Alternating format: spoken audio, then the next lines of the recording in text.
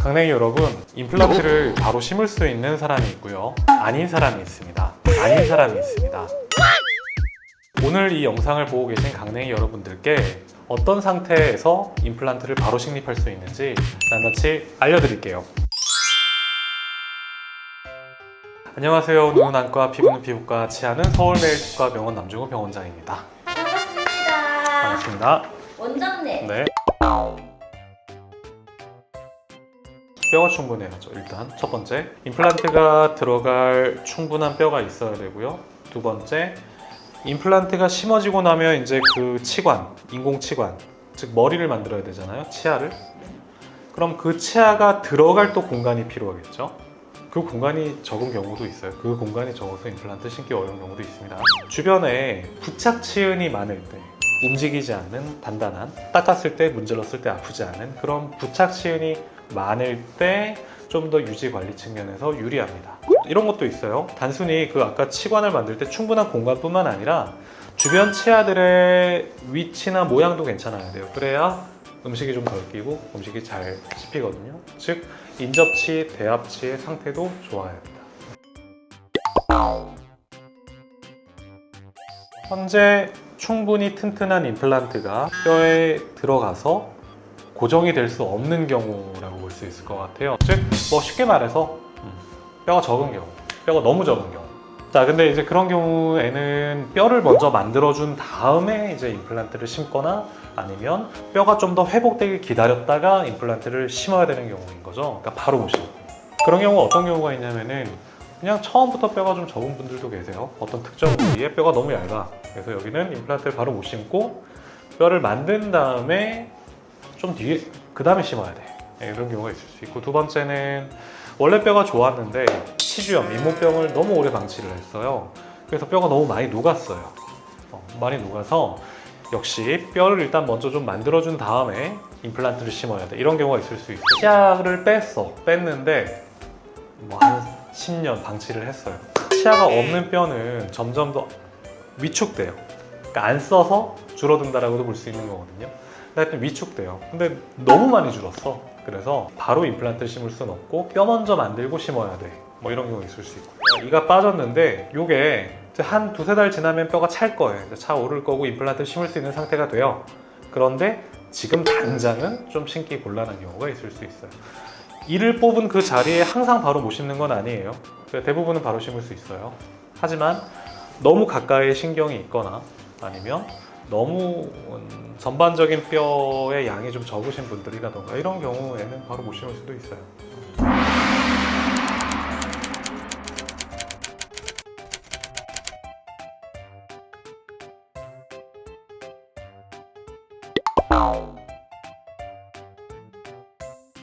너무너무 없으면, 그리고 뼈를 충분히 추가적으로 만들기가 어려운 경우도 있을 수 있어요. 그런 경우에는 임플란트를 못 심는 경우가 있고요. 아주 가능이 있어요. 아주 가능. 자주는 없어요. 꼭 임플란트를 못 심는 경우라기보다는 임플란트를 심는 것보다 다른 옵션, 즉 브릿지나 틀니를 선택하는 게 더 합리적인 경우는 있을 수 있어요.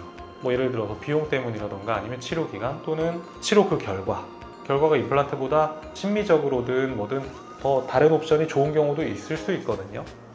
또한 임플란트를 할 수는 있지만 너무 많은 리스크를 감수해야 돼요. 신경 손상이라던가 등등. 이런 경우에는 다른 옵션을 택하는 게 낫죠. 네, 타이밍이라는 게 따로 있죠. 이를 뽑고 나서 바로 심을 수 있는 경우엔 바로 심는 게 가장 좋아요.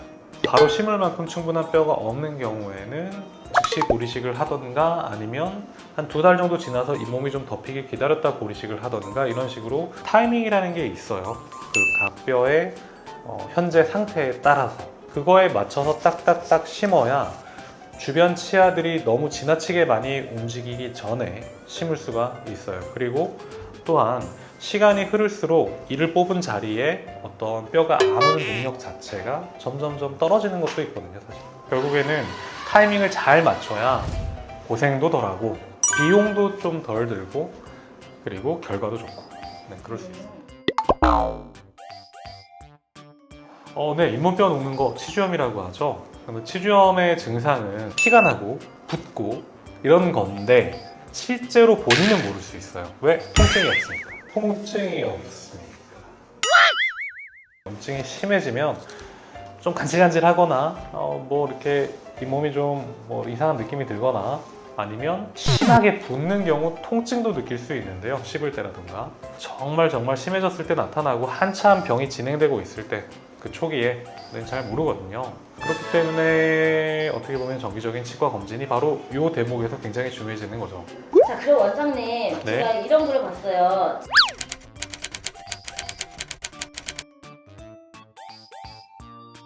이렇게 좀 자극이 있어야 잇몸이 튼튼해지는 건가요? 뭐 튼튼해진다기보다는요. 그러니까 자극이 있어야 유지가 돼요. 치아 뿌리가 이제 뼈에 붙어 있잖아요. 치아가 힘을 받으면 치아 뿌리가 좀 움직이려고 할 거고 그때 이제 힘이 주변 치조골에 전달이 되거든요. 그런 자극들이 이 치조골의 크기, 밀도 이런 것들을 유지하려는 원동력이 돼요.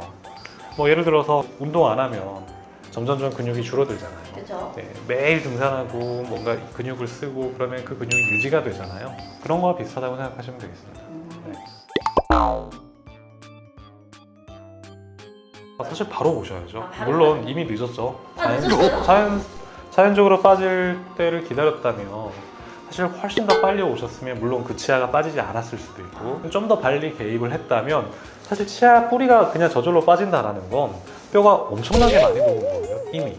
아, 예. 그렇군요. 네네. 그래서 물론 그런 경우에도 고리식을 해서 임플란트를 할 수는 있겠지만 그 치료 결과가 뼈가 좀 더 건강했을 때에 비해서는 안 좋을 거예요.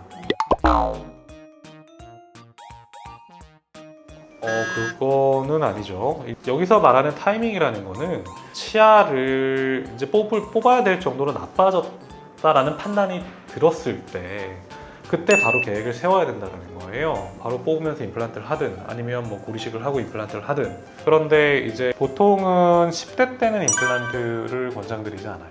아직도 성장이 다 안 끝났기 때문에.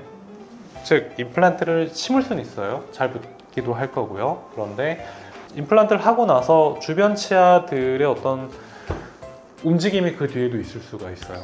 그래서 나중에 봤더니 임플란트랑 처음에는 주변 치아랑 높이가 같았는데 이렇게 차이가 나게 되는 거죠.